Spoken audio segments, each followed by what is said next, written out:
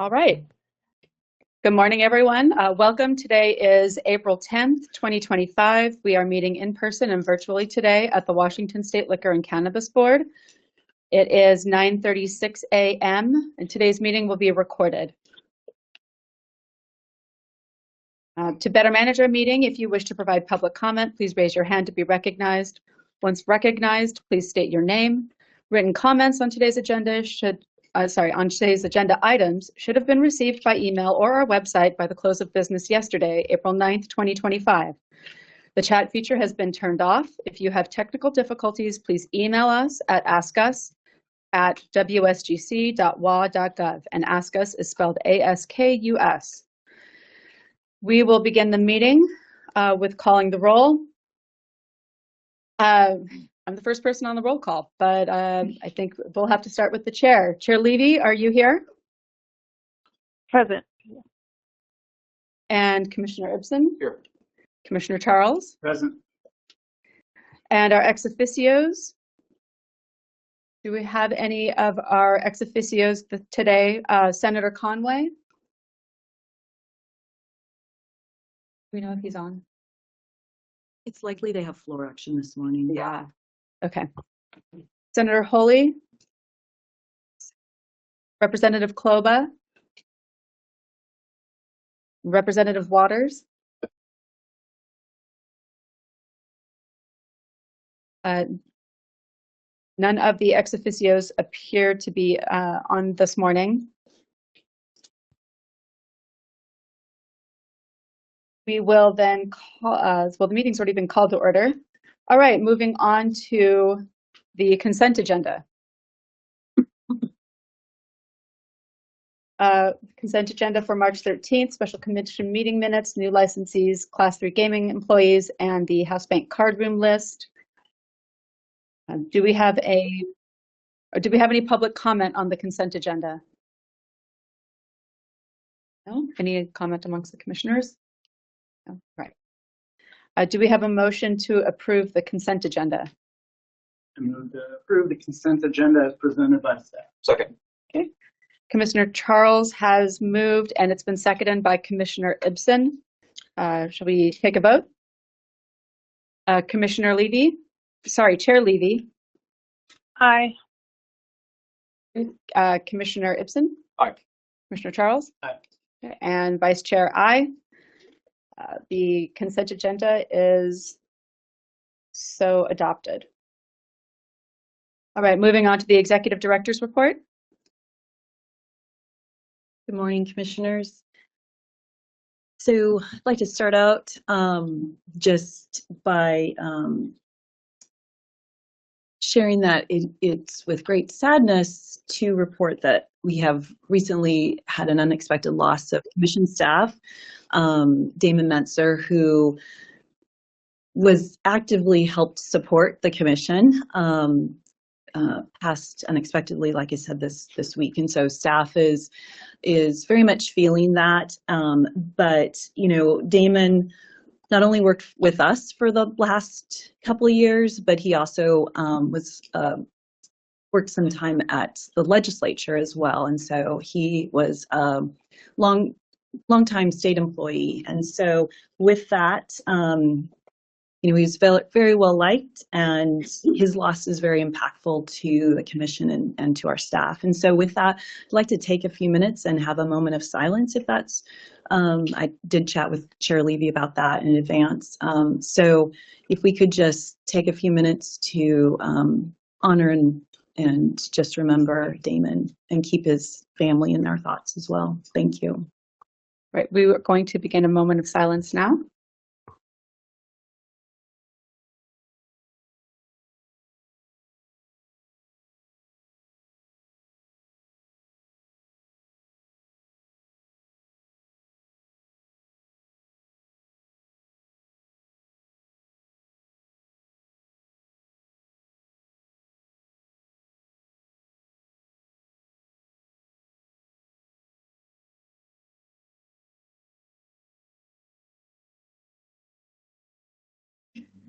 Okay, thank you all for your time.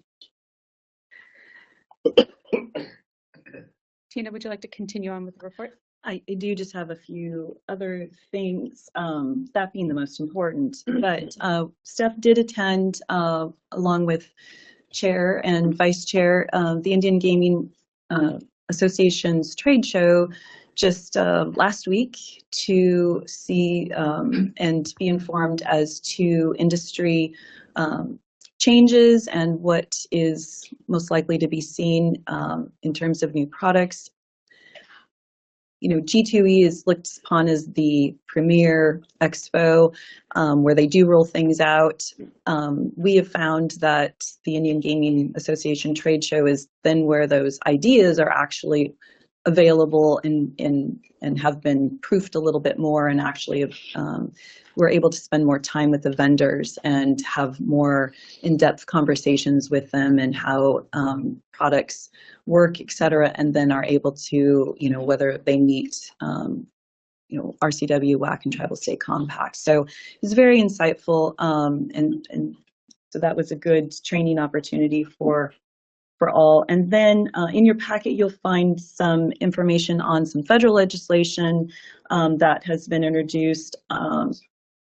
The same U.S. representative and U.S. senator who reintroduced changes to the Safe Bet, which was introduced in September of 2024. These two legislators also introduced the GRIT Act, which I also believe is still alive. We talked a little bit about that last year.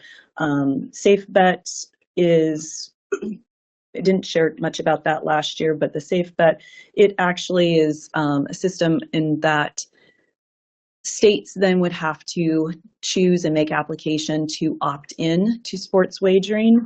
And so there's a whole process, and that would have to be renewed every 3 years, and the states then would have to follow the AG's regulations regarding operations of sports wagering within the state. So it's a very interesting bill. And then the GRIT Act, just a reminder about what that is, because we did speak about it last year. It sets aside 50% of that 0.25% of all monies that are wagered. That's the federal tax that's been in place on sports wagering for a number of years, but it sets aside 50% of the federal sports wagering excise revenue tax for gambling treatment and research. And so that, it hasn't had much movement, just an awareness as well. That's all I have for you today. Thank you. Thank you very much. Moving on to tab 2, the legislative update.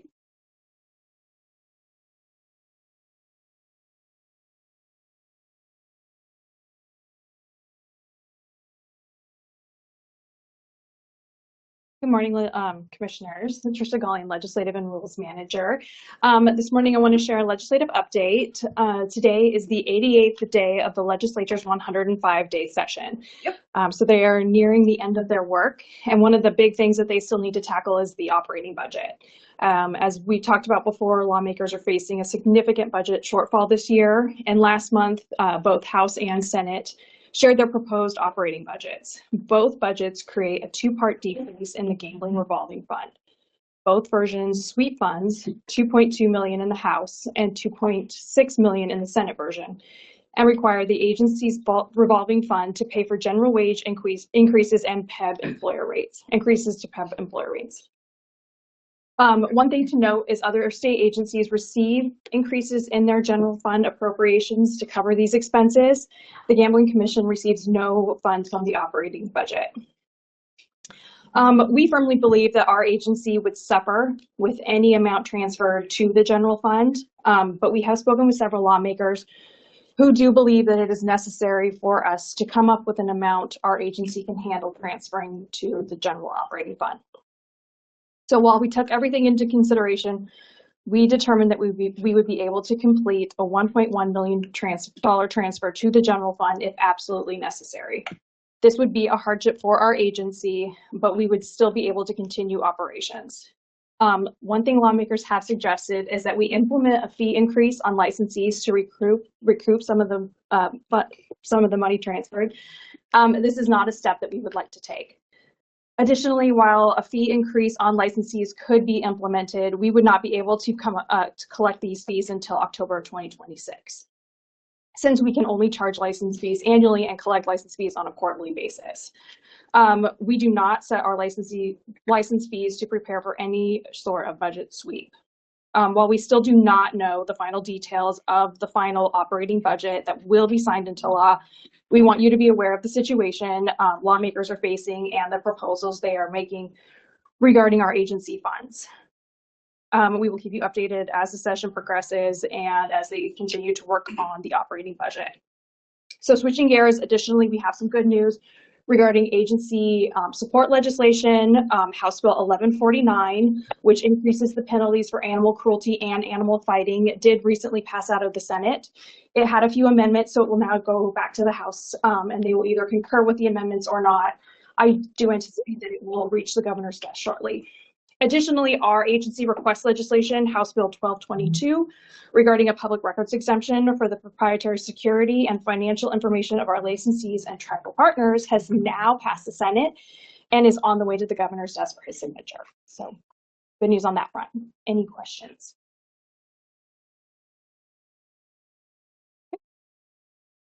Commissioner Levy, I'm sorry, Chair Levy, any questions for Tricia? No, thank you. All right, thank you. Moving on to tab 3, rule petition to allow a participant to change their self-exclusion term.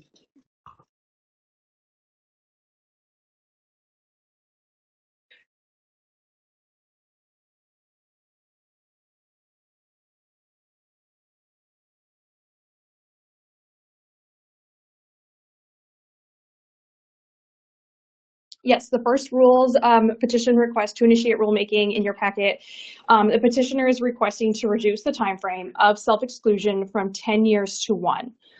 We have seen previous petitioners request to come off the list early. This petition is a little bit different in that it reduces the time period. The petitioner believes this is necessary as she did not knowingly sign a 10-year ban. Currently, we looked at other states with self-exclusion programs, and they do not allow the individuals to come off the self-exclusion list early or to change their term. There are some policy considerations. RCW 9-46-071 directs the Commission to establish a statewide self-exclusion program. Additionally, commissioners have the discretion to establish the scope, process, and requirements of the self-exclusion program. Staff does not make a recommendation on this request to initiate rulemaking, and we did receive 16 emails in support of the change. They have been provided to the commissioners and will be updated on our website. To summarize, most of the individuals commenting shared concerns regarding individuals who sign up for the self-exclusion still being able to gamble at tribal facilities, loss of business at card rooms, and potential for card rooms to shut down.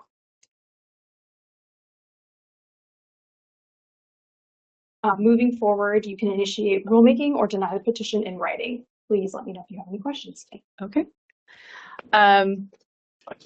Do we start with public comment or do we start with the petitioner?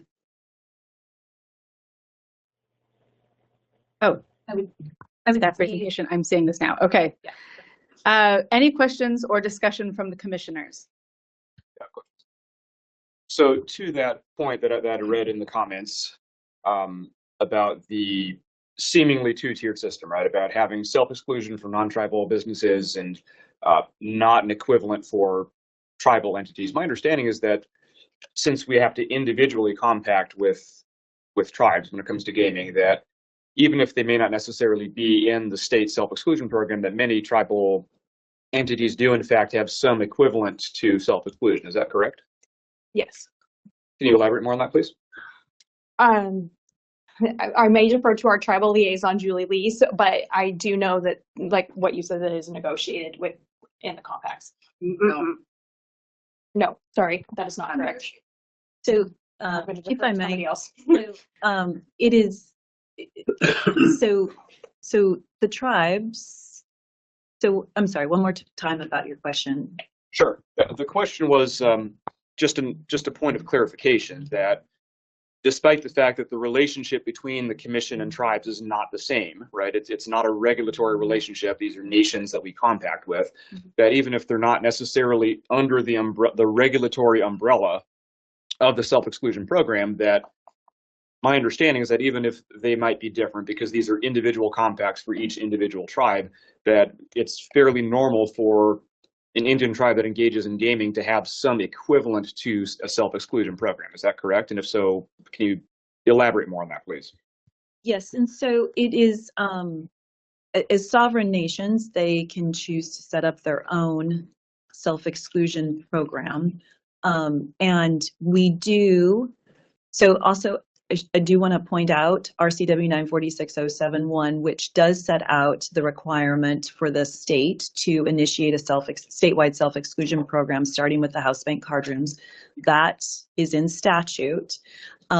With that, there is a section that says that our program also has to have a process for federally recognized Indian tribes that own their own corporations or facilities with Class 3 gaming compacts to voluntarily participate in this statewide self-exclusion program.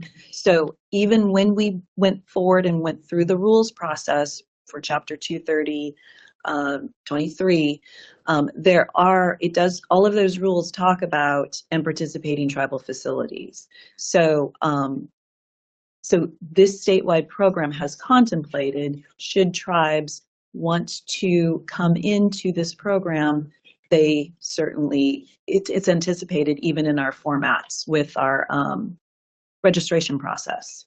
So there's certainly room to grow as well. Yes. Okay. Thank you. Any other Vice questions?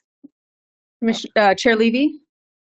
Yeah, one thing I just wanted to say about this, and I don't know how the other commissioners feel, but for me personally, I would probably initiate rulemaking, and then, you know, we can always take it back later, but do a little bit more investigation with like mental health counselors, determine what they think. I don't feel like I'm necessarily qualified to decide on this now. You know, maybe ask some more questions and determine if it makes sense to allow people to lower their term, or I don't know how you want to call it, or not. But that's just kind of my opinion on it. Thank you, Chair Levy. Anyone else with any questions for commission staff?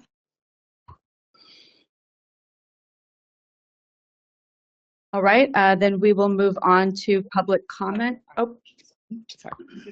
Can you tell me how many people we currently have on the self-exclusion list in Washington State? You know, a couple months ago we had, I believe when Tony reported, we had just over 1,000, and Tony provided that comment, that presentation last month, and we had just a little 1,000 total statewide? Yeah. Vice Chair, you may want to see if the petitioner is here and would like to speak as well. So before we move on to public comment, I'd like to ask if the petitioner is here and would like to speak on their petition. Yes, I am present. I would just like to start off by saying thank you for your time, and thank you for considering the amendment. I personally set forth to have my personal record changed from 10 years to 1 year, since at the time of signing the document, I really wasn't fully aware of what it was. And also, I think it's just sort of an acknowledgement that situations are always evolving and changing, and that I don't think we expect an individual who is participating in these games to start off with an issue. So likewise, just like you can develop one, I think you can work through the problems that you found yourself in, that led you to even like signing the self-ban. And so yeah, I think for me personally, I would honestly didn't realize I was going to be in a room full of people today. I thought it was going to be a one-on-one meeting with the commissioner, but yeah, just thank you for considering this. Ms. Casa, can you tell us more about, you said in your email, which is part of the commission materials this morning, that the self-exclusion was presented to you in an aggressive manner. Can you tell us a little bit more about that? Yes, I was presented with the document by a individual that I know, someone in my personal life, and them and the floor were just sort of like, yeah, just do it. Come on, just hurry up, you know. And I was like, okay, I don't want to cause a scene right now. It seems like things were kind of getting heated. Um, you know, and I've seen situations where like police have been involved at these events. You know, it's not uncommon for people to get upset and for things to go left. And so I just signed it and I was like, okay, let's just leave as as soon as possible. I thought it was a 1-year ban. This is back in 2023. I attempted to go back for an event at the tail end of 2024. And then I realized or was informed, no, you are still not allowed on these premises. And that's when I realized it was a 10-year instead of a 1-year. Okay, thank you. Do any of the other commissioners have any questions for the petitioner?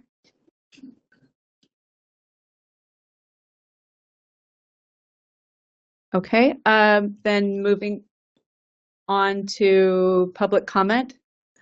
We have 10 people signed up to give comments on this. Because of the number of people in the room and the number of people who have signed up, we're going to limit each comment today to 1 minute. And so with that, it looks like the first person on our list for testimony is Carter Heald.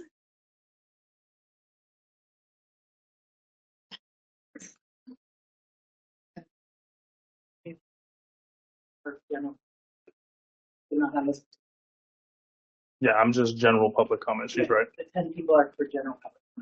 I'm not for this specific matter. That's right. Yes, I did announce that we were in public comment. Is that correct?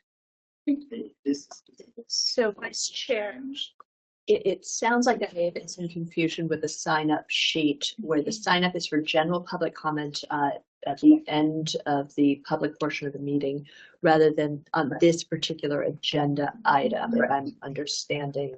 Okay. Okay. And then I'll come back later. Yeah. Thank you. Thank you. Okay. That's not exactly how the information is presented on the sign-in sheet. So I was okay. We do need to see if there's public comments. Public comment as For to those attending self-exclusion. Yes. Okay. Self-exclusion, those attending virtually. Okay.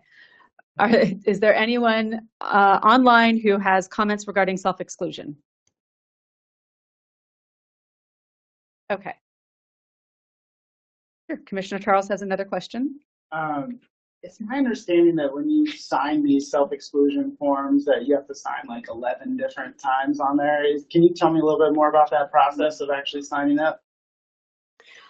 Yes, and there is a self-exclusion form on the website too, if you want to take a look at what it all entails. But yes, there are several fields that an individual has to initial and sign before acknowledging that they understand what they are signing for.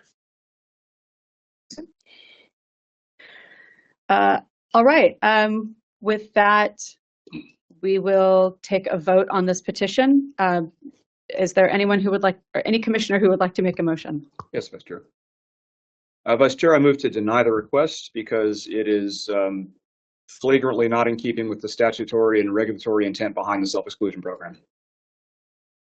Is there a second? I think I'd like to second. And mainly because it feels really clear from the self-exclusion policy what it is attempting to achieve. And I think when you've signed on to this, unless there's some other proof that you were like forced to do it without being asked to do it, I just don't see that this is the right action at this time to change this policy. So I'd second it. Can I give comment before we call for a vote? Before I call for a vote? Okay. May I speak to the motion? What? May I speak to the motion, Commissioner? Sure. Thank you, Vice Chair. I've read the comments. I definitely appreciate whenever people are interested in influencing the government, and I'm absolutely sympathetic to small business, owning one myself. But fundamentally, this decision for me is about what our role is as a commission. the profitability of business, the economic viability of business models is not within our scope and our purview. Our responsibility is authorized under the state's Gambling Act to keep gambling safe and recreational.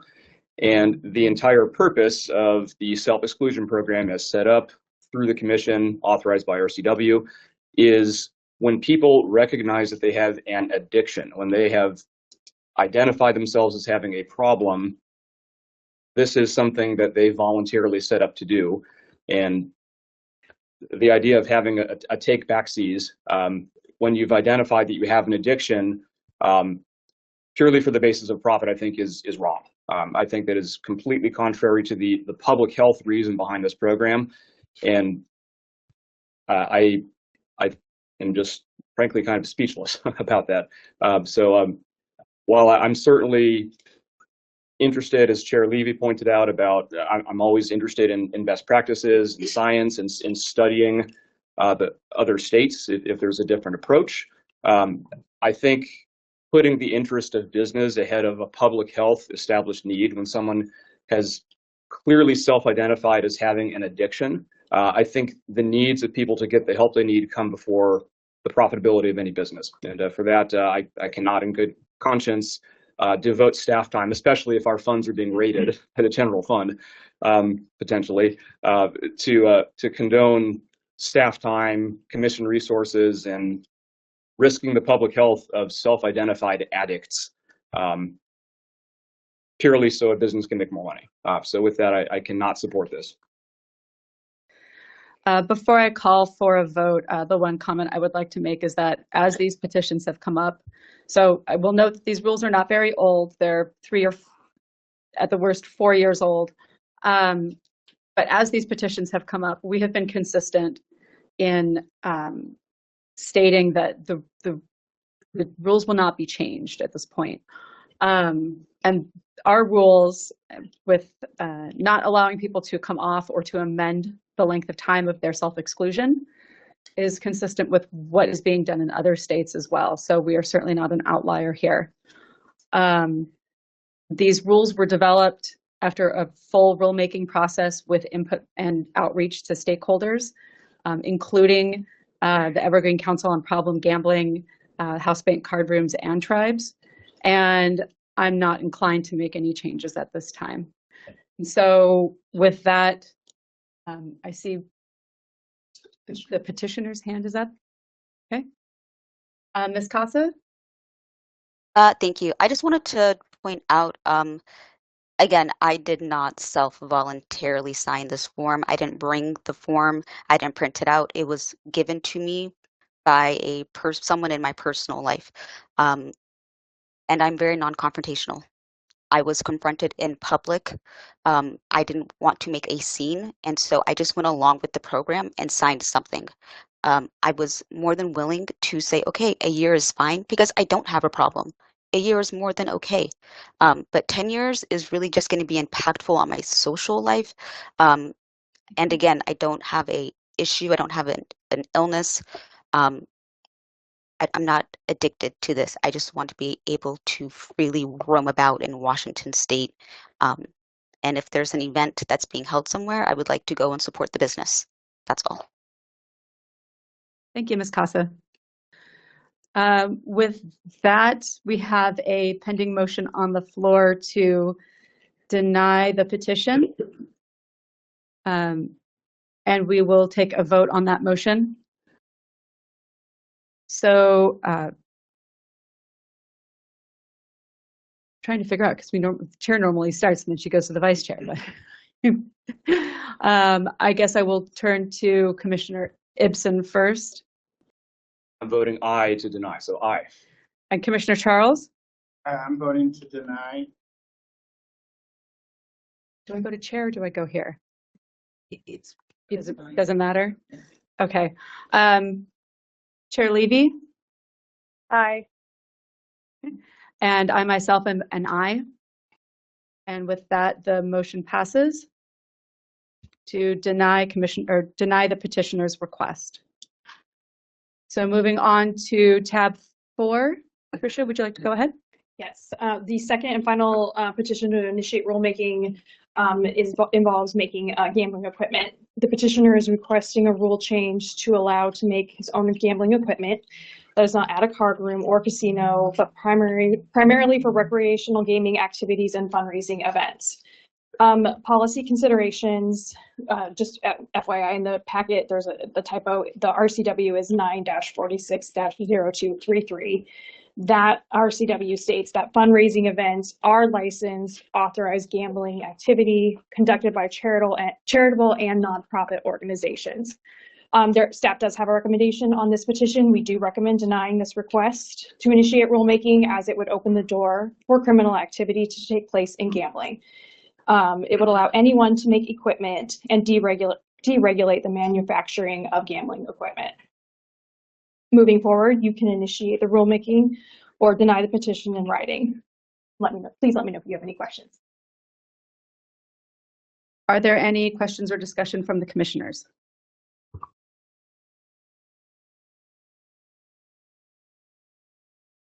I'll just make a comment that this petition really hits to the heart of why the Gambling Commission exists, to ensure that gambling in the state of Washington is legal and honest, and that includes the equipment that we use. And so with that, I will move on to public comment. Is the petitioner on? Okay. Mr. Ryan, are you on? I'm here. Oh. So basically, Can you come forward and use the microphone, because we have all the online attendees?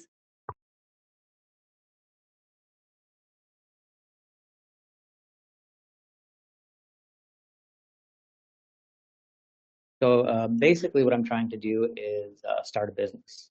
And to manufacture table games, I need a manufacturer's license, which is going to be upwards of $10,000, which I don't have. So to start a small business, I can make these tables myself. And basically, I'd be able to make the tables for way less and start my business, and then get into developing table games. That's going to cost a lot more, but I just wanted to kind of step up.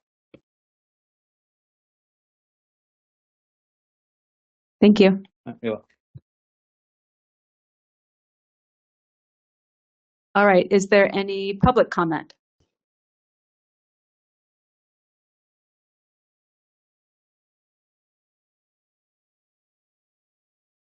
And I don't see any online. The commission, nope, sorry, reading the script wrong. Do we have a motion on this petition?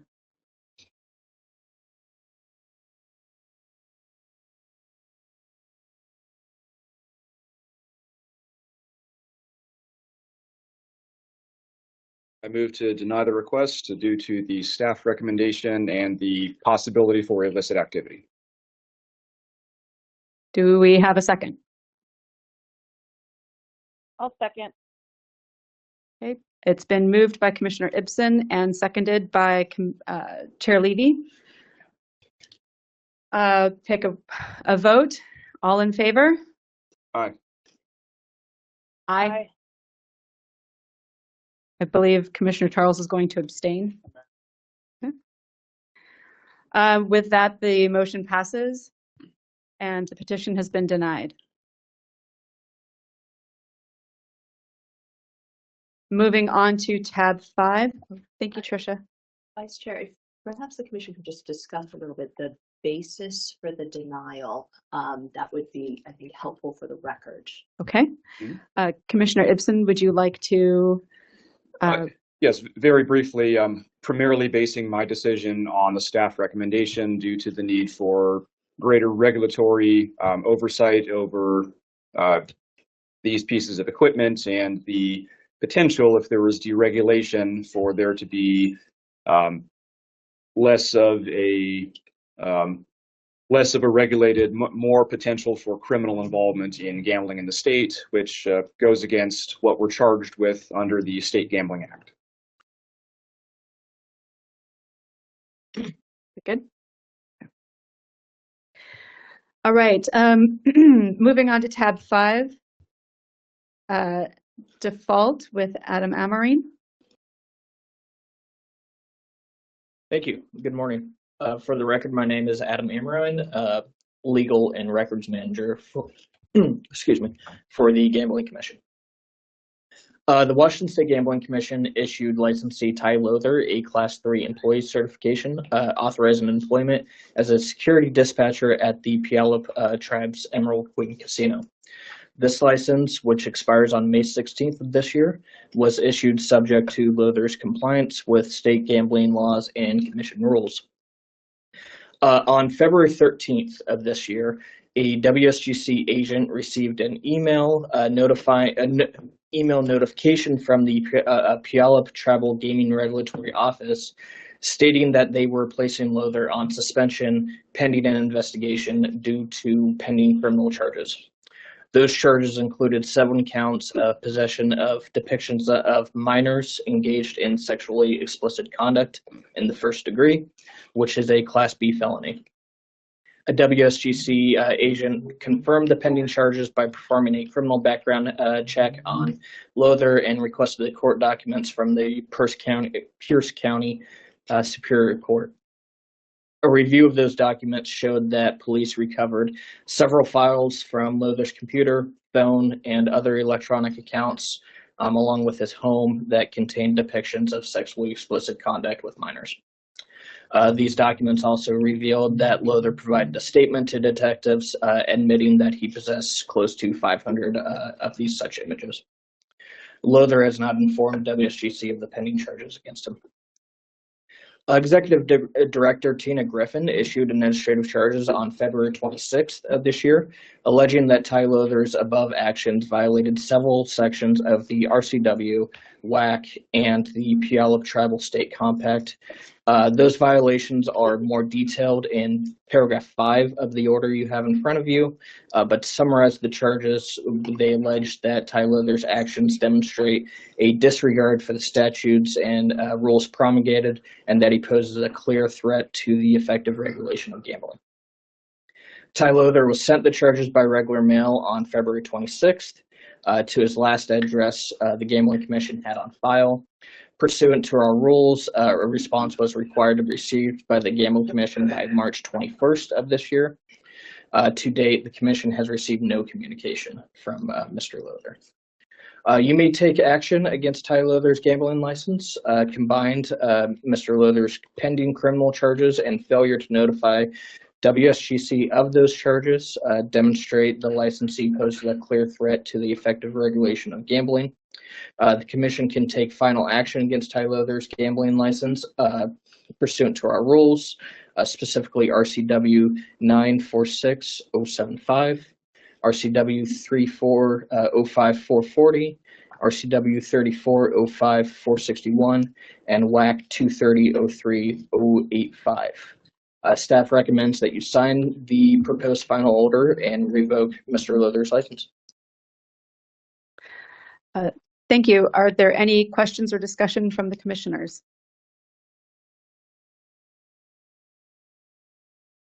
All right, and I don't know, is Mr. Lother here in the room or online?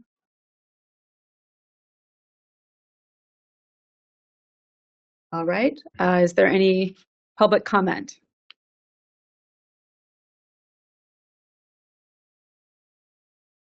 All right, moving ahead to a motion. Is there anyone who would like to make a motion on this default?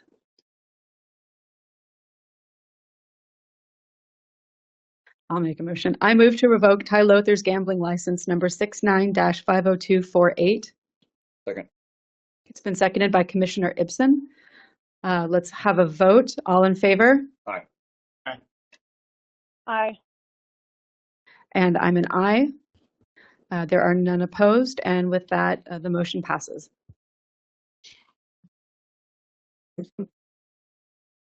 All right, moving on to the general public comment period. Going back to our list, again, as I noted earlier, The testimony time for today will be limited to 1 minute per speaker. We have a list of 10 people who have signed up for public testimony today. And so with that, Mr. Field?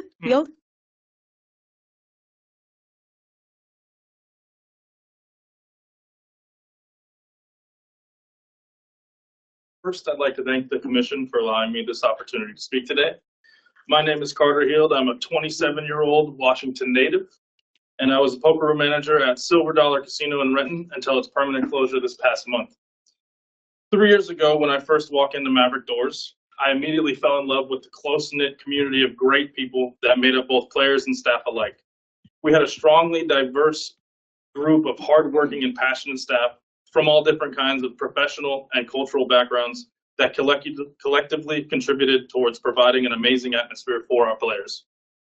As I mentioned a moment ago, Silver Dollar Renton unfortunately had to close its doors due to finding itself being unable to compete with tribal offerings, in part due to the restrictions imposed solely on privately held card rooms. My coworkers and I have all been laid off, with the lucky few being repositioned within the company at heavily reduced below full-time hours. In recent conversations with former coworkers, I learned that Maverick and other independently owned card rooms are expecting to have to close even more locations in our state, ultimately resulting in similarly devastating layoffs. Maverick and other independent operators have previously proposed changes ranging from ways to reduce cost of business at scale, as well as new ways to generate revenue that support the livelihoods of thousands of employed Washingtonians. In closing, I appreciate the opportunity to share my perspective today. I stand before you as someone who has experienced firsthand these challenges of these decisions impose on our community. I ask you to remember that every policy change affects not just large operators, but regular people of Washington who build their careers in this industry. Thank you for your time. Thank you very much. Moving on to the next person who has signed up to speak, Mr. Scott Meineke.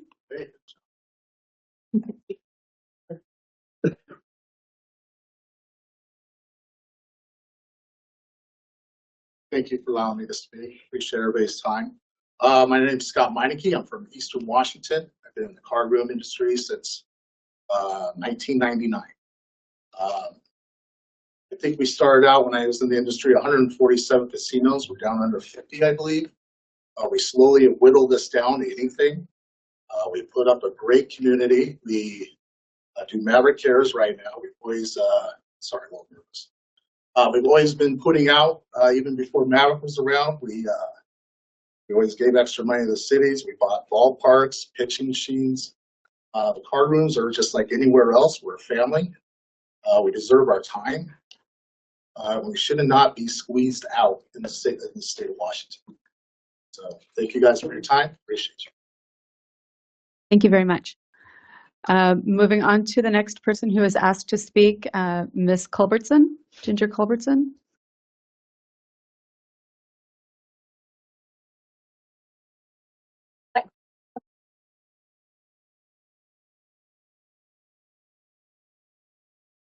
Thank you for allowing me to speak. I'm not as good at this as other people are. I'm very nervous, so I write some notes. I started in gaming here in Washington in 1998. And I work at a little card room in Yakima, Washington. When COVID hit, we were dealing cards out in the tent, trying to stay employed and able to feed our families. And so many people had lost their jobs. And it's so heartbreaking because those are families that now don't have an income. So we're doing our best to try to do anything we can to help them. So back to this. Community business is where I work that works hard to offer a safe and enjoyable environment for our players. Before there was a state-ran self-exclusion, we had one because we do care about our players. We're not monsters. I'm here to discuss the growing challenges we face regarding self-exclusion and to raise concerns about the fairness of the regulatory landscape that holds us accountable while leaving the tribal casinos alone. If we're held accountable for self-exclusion and regulated by the state, I feel like they should be too. We're doing the exact same thing. It's only fair that we have the same playing field. Otherwise, all that's happening is our guests are being required not to come see us. They're only allowed to then go to the tribal casinos, which is exactly what's happening.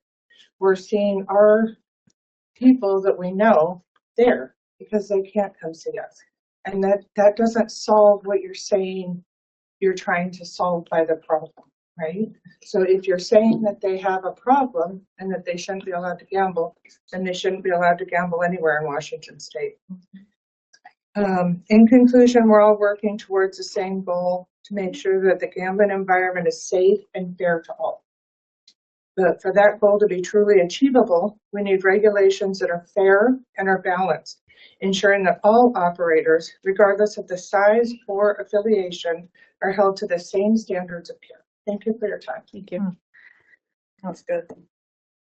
I'm going to do better at working my stopwatch. I allowed Ms. Culbertson to go a little bit over, actually a lot of bit over. But that being said, moving on to the next individual, Mr. Cliff Berlin.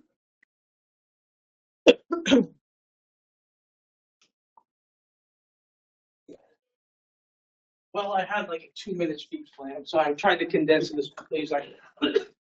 My name is Cliff Berlin. I'm a 42-year-old father of 2 and a sole provider for my family. I've been in the gaming industry since 2002. I have 23 years of both tribal and cargo gaming operations. I currently floor supervise and shift manager at 3 properties and a day 1 Maverick employee. The thing I'm wondering is why the idea of centralized surveillance was shut down. So I sat and I really thought about it. And the only thing it would really do is streamline gaming agent jobs, make the most of their time. For instance, when an agent is doing an investigation on a person, going to multiple properties using fraudulent card, wouldn't it be nice for them to stop at one place to do the reviews? Then I thought maybe they're afraid of losing jobs like we are. But then that can't be because we still need on-site regulation to make sure we are adhering to the laws. Also, do you guys know how hard it is to hire a competent surveillance observer? It's tough. When you hire 1, you have to hire 10. 4 won't show up to do their gaming packets. 2 won't pass the background check. And the remaining applicants, you'll get 1 to 2 solid observers. If we had a centralized surveillance, we could put our best observers in one place, cut our labor, shrink compliance oversight, and bring anonymity back to observers that we just don't have in small car rooms anymore. There has to be a way that both the Commission and Maverick can work together to implement a plan to make this happen. I refuse to believe that there isn't one. In closing, I just want fair and impartial cohesion between the Gambling Commission and card rooms.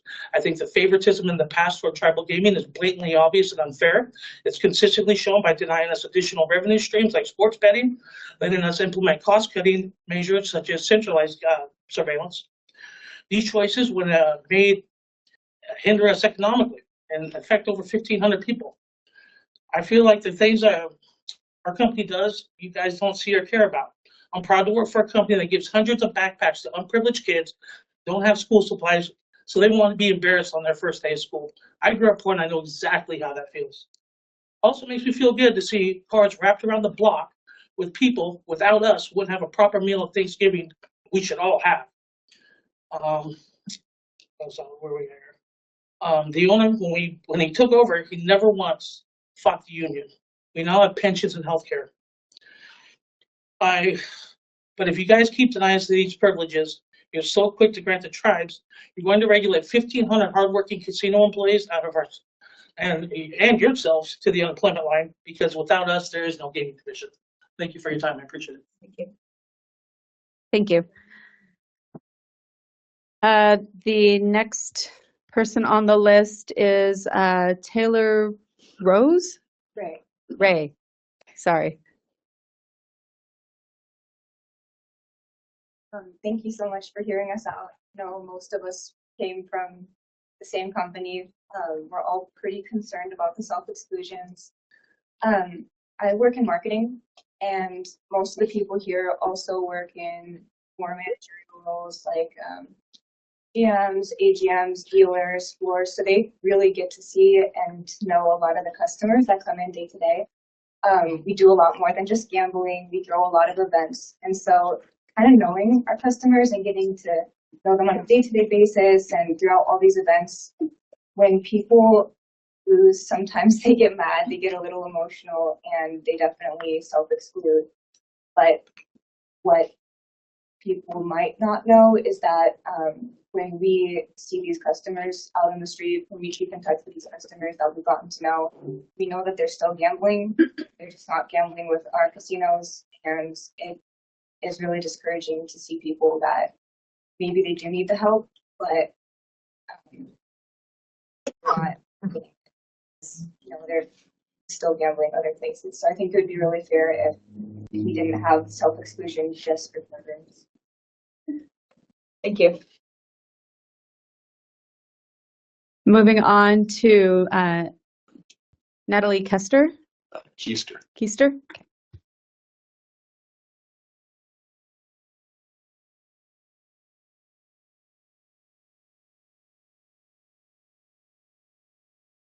First off, I'd like to thank you, Vice Chair, for the time to be up here. I'd like to thank you, Commissioners and Madam Chair, listening online. I see across this room a lot of faces right now, people that I have worked hard with to provide a safe, legal, and fair place for our patrons and our Washingtonians to come into and get out of the world that right now, with uncertainty, with the things that are going on and the places that they can choose to go. They can go to a safe place with us and gamble with us, or they can go to other unsafe places and other avenues.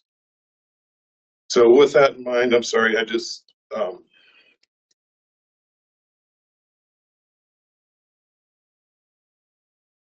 going to read from this so that it's run smoother, I'm sorry. Madam Chair, Commissioner, Vice Chair, WSGC staff, thank you for your time and this opportunity. My name is Natalie Keister, and I was born in 1977 at Deaconess Hospital in Spokane, Washington. I spent my childhood going to school, working on a farm, playing cards at home at night after dinner. We didn't have cell phones, laptops, or even personal computers at home. We had a black and white TV. And my brother and I would be super excited when our parents would rent the VHS player for the weekend. My parents, not only through playing cards, through sports, and working on the farm, always taught me honesty, fair play, and to search for the higher road of integrity. I read, it is not possible to teach anyone anything, but it is possible to arrange for someone to learn. This is a quote from the WSGC, the Card Room Employee Orientation. This is why all of us are actually here today, is to put a face to the jobs that you significantly impact through your votes and your decisions here in this room. On March 15, 2009, I became a licensed employee, licensed Card Room employee.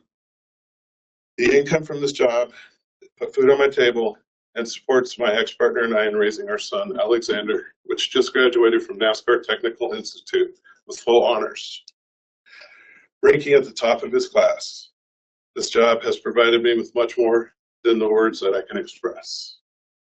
Ms. Keister, I hate to interrupt you, but you go 2.5 minutes, and I'm trying to be fair to everybody. Yes, please. These jobs truly, truly matter, not only to the people in this room, but to the Washingtonians and to you here in the commission, I believe. And the jobs and the staff, and with the uncertainties coming up, every decision you make, I ask that you make with the consideration, does it affect our jobs? And put a face to those decisions. I thank you for your time, Madam Vice Chair, Madam Chair, and Commissioners. Thank you very much. Thank you. Okay, moving on to Ronnie House.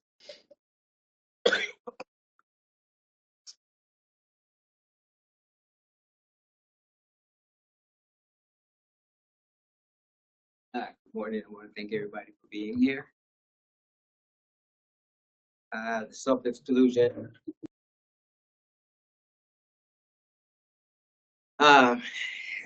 It's not fair to the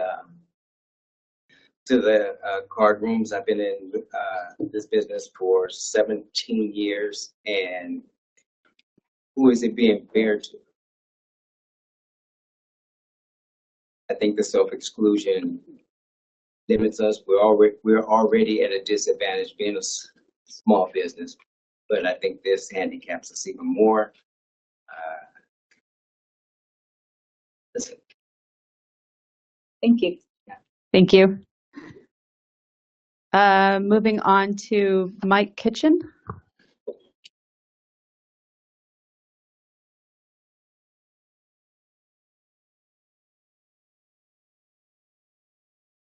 Thank you for letting me speak. Just to let you know, my name's Mike Kitchen. I've been in business 27 years. I opened the first casino, Freddy's Casino. I have 6 kids. I personally have been affected by the slowdown because of I got laid off for 3 months last year. We get customers coming in all the time that either the husband wants to gamble cards and the wife wants a slot machine, so we have to tell them, or someone wants gaming bets, sporting betting, and all that stuff, or people who want to come in and just to eat, but they self-excluded themselves, so they can't even come in and eat, have drinks, maybe not gamble, but just hang out with their friends, and they all have to go to them, even though that one person has self-excluded. So the other thing is, we are losing union jobs.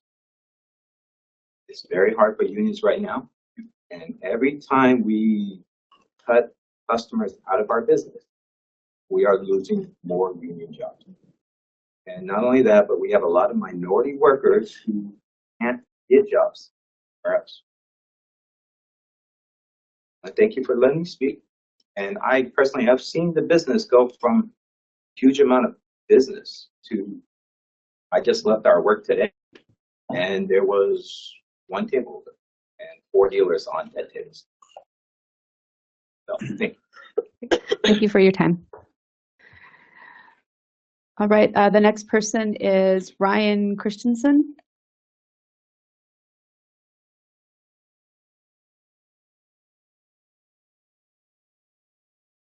Hello, my name is Ryan. Been in the business 25 years, Tacoma resident. I wanted to talk about self-exclusion real quick.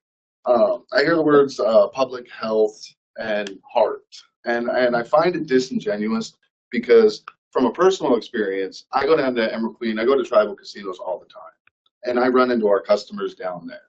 If it was a public health thing, we would want for those people to get help. But in turn, the reality of the situation is we have 38 card rooms in the state. A person can be mad at one person, mad at one situation. They sign this list. Now they are banned from every single card room, but yet they can go to the tribes. If they want to ban themselves from the tribes, they have to go to each individual location and sign their self-exclusion. I've talked to people personally that said they don't have time to do that.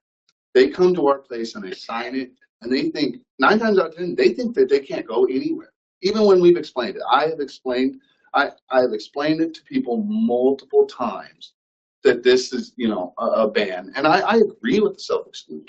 I just don't understand 2 parts. I don't understand that they can still go to tribal casinos, and I don't necessarily agree with the state legislating where I can't go. We might have a problem, but I mean, with all things in leisure and recreational activities, we do realize that there's sometimes it's too much and we need a break. And I feel that as adults, we should be able to petition to come to you guys and go case by case and say, hey, I maybe made a mistake. I would like to reduce this. I'm not saying get rid of it, but a 10-year ban, a 5-year ban off someone having a bad day, a bad night, having a family member bring them in and want them to do this, it's devastating. I mean, thank you for your time. Thank you. All right, moving on to Eric Person.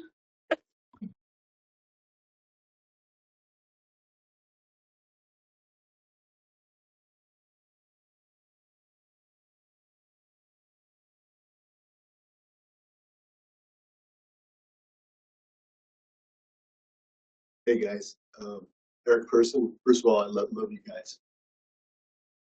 Speak your heart. You know, it's when Commissioner Ibsen says that his job is to not help struggling card owners, I think he's missing the point. And when we're talking about a superior technology that better protects our consumers or customers, like centralized surveillance, and you're texting Commissioner Lawson talking about Aaron Flagler is going to help you with your confirmation vote, we know that because of FOIA. You're smiling. You're smiling. You're conflicted out. You're taking tribal money proudly. There are competitors. Muckleshoot and Elm Queen put in $800 million last few years between Lakewood and Tukwila. This is down 40%. So Mr. Person, you are at 57 seconds right now, but I am going to stop you right there simply to say that unless you can present evidence of the allegations that you're making. Sure. On my phone right here. This is your text message. You remember this while you guys are talking about centralized surveillance? Go ahead. You don't think we're going to FOIA everything? You don't think there's going to be a lawsuit coming? You don't think we're going to have your personal emails? You don't think we're going to have all your cell phone? Mr. Charles is smart. You're not. You're a grifter. You're grifting through the political system. And you're laughing. All right. Well, with that, yeah. You're laughing, but you have no chance of becoming mayor of Tacoma. And I doubt you're going to have much, support. Mr. Person, we are not here for personal attacks. If you have public comment as to the business of the commission that took today. Commissioners who are have a conflict of interest. The state legislature hasn't held a confirmation vote, and they're hoping to have the assembly end so they can serve another year. And I'm doing that because they're taking active efforts to kill your jobs. To kill your jobs. All right. Well, with that, I will give you your 3 more seconds, but I'm not going to allow the commission meeting to devolve into allegations. Now that you have evidence, what would you like to say? I don't even know that text exists other than on your phone. Very good. Yes. We hear it from me. Commissioner Charles. Thank you, Mr. Person, for your comments. However, I do not think that it is the purview of this commission to only make decisions based on one business interest. I do not think it's okay for you to come up here and attack commissioners either. However, we do want to figure out ways to work with you because these jobs are very important. And I do think we want to talk through more issues, but who wants to work with somebody that comes up here and attacks them and threatens lawsuits and does that sort of thing? I just find that's irresponsible and it's not good for a leader. Out commissioners who shouldn't be on the commission because they take money from tribal. That is your personal opinion. We appreciate your personal opinion. However, in the meantime, please do not come up here and make a scene. This is a professional environment and you do not need to come yell at people. We appreciate your time. Thank you very much. It's just beginning, Michael. It's just beginning. Is that a threat, sir? It's a promise. Okay. Understood. You're not going to. All right. With that, I would like to close. I would like to close public comment. Can I say something? Clients do. Sure. What am I talking about? I'm sorry. What are you talking about? I'm sorry. More money from Maverick. We have one last individual who would like to. Yes. And then anyone that's Thank you online. for your time. as well. My name is Garrett Okahara. I work for Maverick Gaming. I'm a member of management here for the company. I just want to address a couple of things, and I understand you're saying that not to make unsubstantiated comments, but I want to address Mr. Ibsen, if I could. You made a couple of comments about self-exclusion, right? You're saying you shouldn't pass something that's only going to profit us, okay? But what happens to tribal entities? When we don't allow our patrons to come in, but they can go to tribal entities. Is that the same spirit? I mean, that doesn't make sense. You also said that a patron can self-diagnose themselves and identify that they have a serious problem, right? That's to me a little bit crazy to say. How can we say that a person is a diagnose themselves? It's not coming from a certified health individual, right? Saying that they need to exclude themselves. People make decisions in the heat of the moment, okay, in this business. May have lost their rent that day. They may have lost their car payment, okay? They make decisions sometimes, but we should have the right to be able to change our mind if that's the case. We should have that choice in America, right?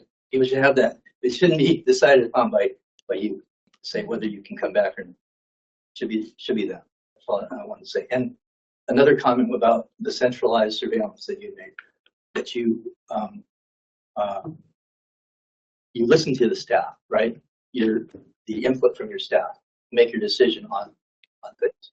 Did it happen with centralized surveillance?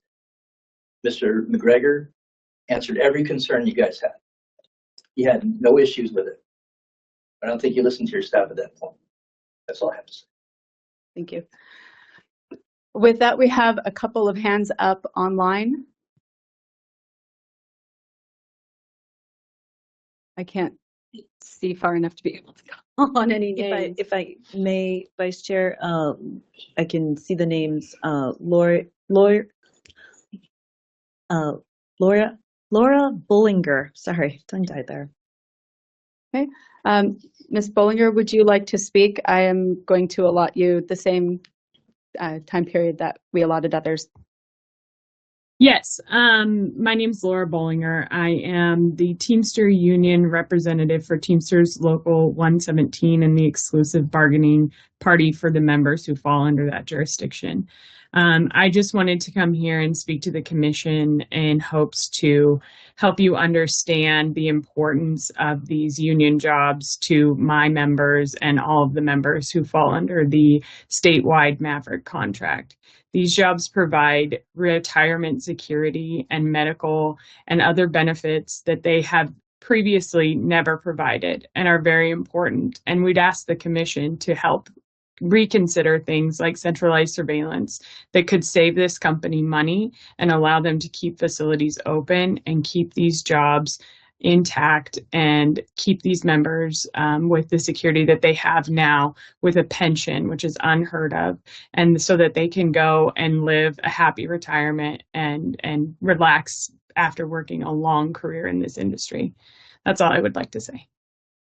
Thank you. And we have another hand up. Can you? Christian Hill. Christian Hill, would you like to speak?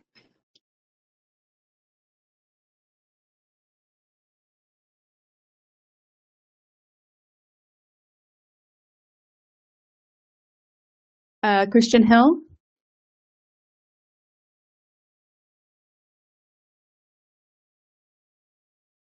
Okay. Christian Hill here. Okay. Mr. Hill, would you like to speak? Yes, I've seen a lot of players come up to the podium at Aces Poker Room confused on the sales ban. It's really disappointing that all the comments have come in after you guys have voted. And it would be totally fair to allow after a year to be reevaluated for people that have been self-banned. I, for one, don't want to lose my career. This is not just a job, it's a career. And I feel that it's unfair that Mr. Pearsons is giving 1 minute to speak when he put his whole team together, at least 15 different casinos, to get on buses and get us involved and help us help the homeless and help the kids when they go for the backpack drives.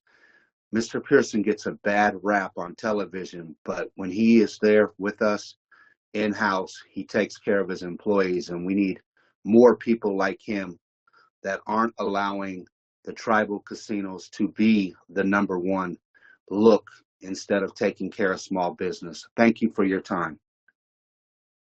Thank you. All right, with that, we will move to executive session. Vice Chair, we suggest a short break before going into executive session, maybe 15 minutes. Yes, we are going to take a 15-minute break and then come back and go directly into executive session at 11 a.m. Correct. And providing the public with the length of time that you anticipate being in executive session and the reasons for executive session. We expect to be, it is now 10:45. We are going to come back at 11 a.m. and go into executive session. We expect executive session to last 3 hours until 2 o'clock this afternoon. The purpose of executive session is to review the performance of a public employee and to discuss with legal counsel representing the agency litigation or potential litigation to which the agency is likely to become a party when the public knowledge regarding the discussion is likely to result in an adverse legal or financial consequence to the agency. And with that, we're on break.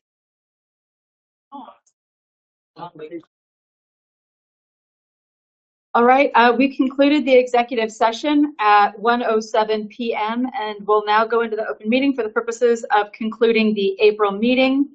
It is now 1:07 p.m. We are adjourned.